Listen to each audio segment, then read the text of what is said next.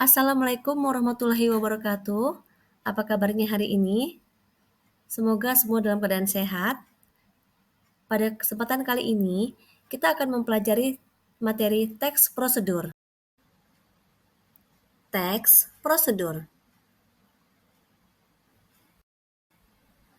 Teks prosedur diartikan sebagai teks yang berisi langkah-langkah atau tahapan yang harus dilakukan untuk mencapai suatu tujuan yang diinginkan.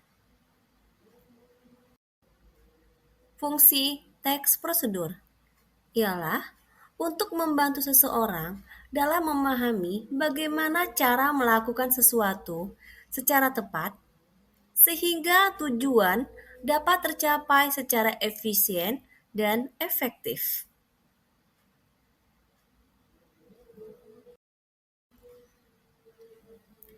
Ciri-ciri teks prosedur: 1. Menggunakan kalimat imperatif atau kalimat perintah sehingga pembaca bisa mengikuti apa yang diperintahkan pada sebuah teks. Yang kedua, menggunakan kalimat penghubung sehingga dari awal dan akhir teks saling terkait. Yang ketiga, menggunakan kalimat saran dan larangan. Yang keempat, menggunakan kriteria atau batasan tertentu. Yang kelima, berisi pemberian informasi. Yang keenam, berisi langkah yang terperinci. Jenis-jenis teks prosedur. Teks prosedur sederhana. Teks prosedur sederhana ini hanya berisi 2 atau 3 langkah saja. Contohnya, prosedur untuk mengoperasikan setrika. Teks prosedur kompleks. Teks prosedur kompleks terdiri atas banyak langkah dan jenjang untuk tiap tahapannya.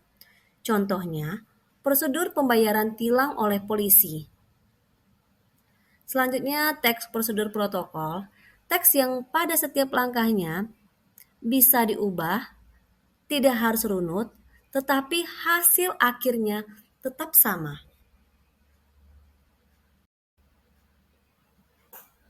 Nah, kita masuk kepada contoh teks prosedur sederhana.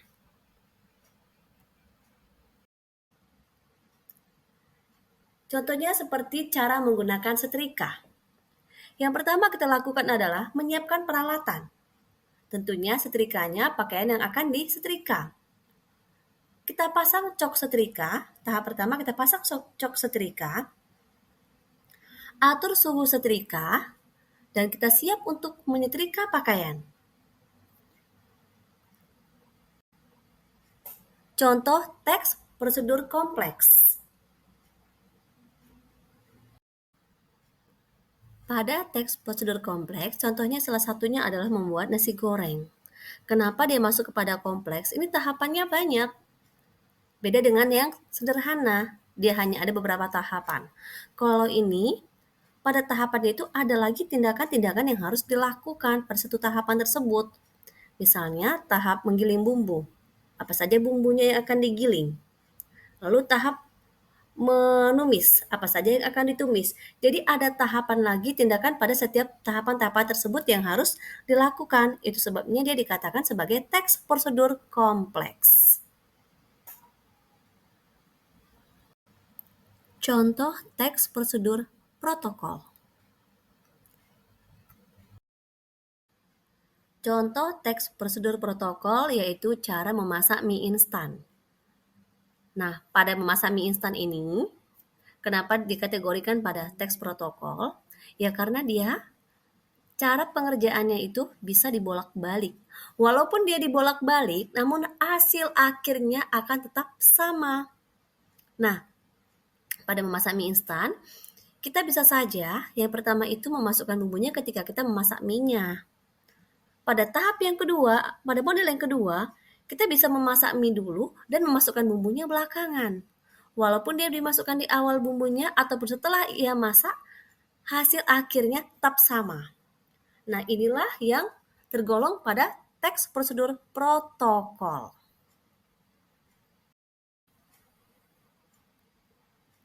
Struktur teks prosedur.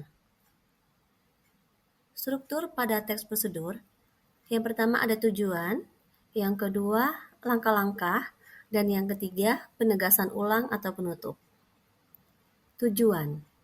Bagian ini berisi definisi dan gambaran umum ataupun pengantar tentang topik yang akan dijelaskan dalam teks atau pembahasan materi. Jadi sebelum kita masuk kepada langkah-langkah, itu ada pengantarnya dulu. Hal-hal yang disampaikan yang bersifat umum pada bagian tujuan. Setelah kita menyampaikan gambaran umum mengenai teks tersebut, barulah kita masuk kepada langkah-langkah. Langkah-langkah.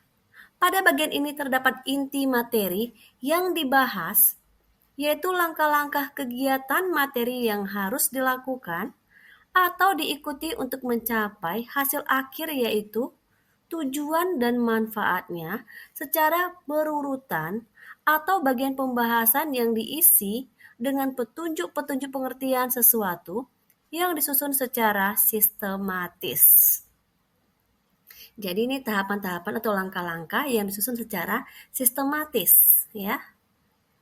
Yang ketiga, penegasan ulang atau penutup berupa harapan ataupun kesimpulan apabila setiap tahapan dilakukan dengan baik.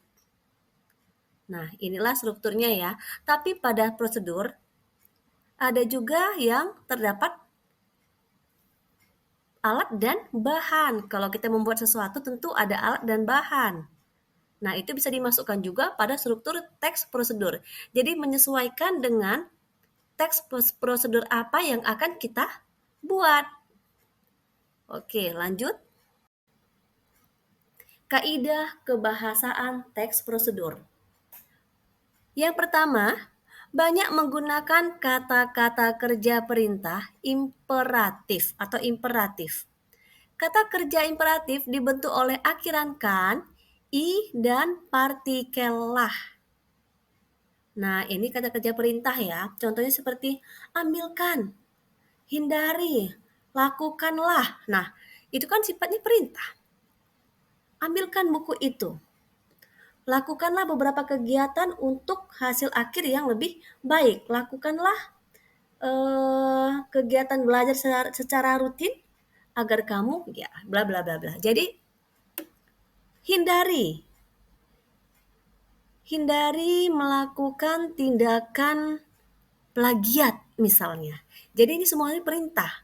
Itu adalah jenis imperatif. Jadi prosedur ini dia menggunakan kata-kata kerja perintah. Yang kedua, konjungsi kausalitas adalah kata hubung yang menunjukkan sebab akibat. Contohnya adalah dengan demikian, akibatnya, oleh karena itu, maka, sebab, karena, dan sehingga. Jadi, ada konjungsi ataupun kata penghubung. Oleh karena itu, lakukanlah beberapa kegiatan ini agar hasil akhir yang kamu dapatkan bisa menjadi lebih baik. Jadi ada kata penghubung. Konjungsi penambahan.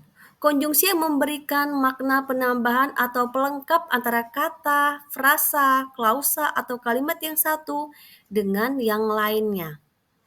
Contoh konjungsi koordinatif penambahan adalah dan serta. Simpel ya. Ambillah kalau kita membuat nasi goreng, ambillah garamnya, kemudian gula, dan sedikit penyedap rasa. Jadi ada konjungsi penambahan di sana. Yang keempat, banyak menggunakan kata-kata teknis yang berkaitan dengan topik yang dibahas. Apabila teks tersebut berkenaan dengan berkenaan dengan misalnya ekonomi atau keuangan atau akuntansi, maka tentu kata-katanya berkaitan dengan bidang akuntansi atau bidang ekonomi. Jadi menyesuaikan dengan bidangnya. Misalnya kalau akuntansi, laba, kemudian saldo. Jadi sesuai dengan topik yang dibahas. Lanjut ya. Langkah-langkah membuat teks prosedur. Kita masuk kepada langkah-langkah membuat teks prosedur. Bagaimanakah langkah-langkahnya? Yang pertama, menginventarisasi macam-macam kegiatan yang pernah atau dapat dilakukan. Jadi ini data dulu nih, kegiatan-kegiatan apa saja yang pernah kamu lakukan. Diinventarisasikan dulu kegiatan-kegiatan tersebut. Oh, membuat ini, membuat ini. Selanjutnya, menentukan tema kegiatan. Oh, apa ya? Temanya, oh lebih bagus ini nih, mengenai misalnya cara menanam. Setelah tadi inventarisasi, kemudian ditentukan temanya yang mana. Sesuai dengan apa yang kamu pilih. Misalnya, oh mengenai tanaman. Atau mengenai memasak. Jadi tergantung tema apa yang kamu pilih.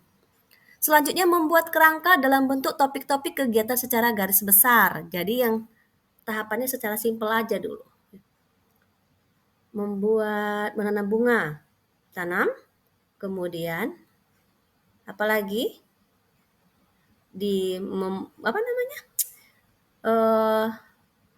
menggemburkan tanah. Jadi tahap-tahapannya simpel-simpel dulu, nanti baru dikembangkan ya. Mengumpulkan bahan-bahan. Selanjutnya ya, kalau misalnya membuat sesuatu tentu kita mengumpulkan bahan-bahannya nih dalam langkah-langkah membuat teks prosedur. Selanjutnya mengembangkan kerangka menjadi sebuah petunjuk yang jelas dan lengkap. Setelah semua selesai, mengumpulkan bahan, mengembangkan kerangka, lanjutlah kepada tahap berikutnya, yaitu mengembangkannya menjadi sebuah petunjuk yang jelas dan lengkap. Buatlah dengan kalimat yang jelas, lengkap, dan mudah dipahami tentunya. Oke, berikut sampai di sini saja mengenai teks prosedur. Semoga kalian bisa memahaminya. Nanti Ibu akan memberikan contoh-contoh juga supaya kalian lebih paham mengenai teks prosedur.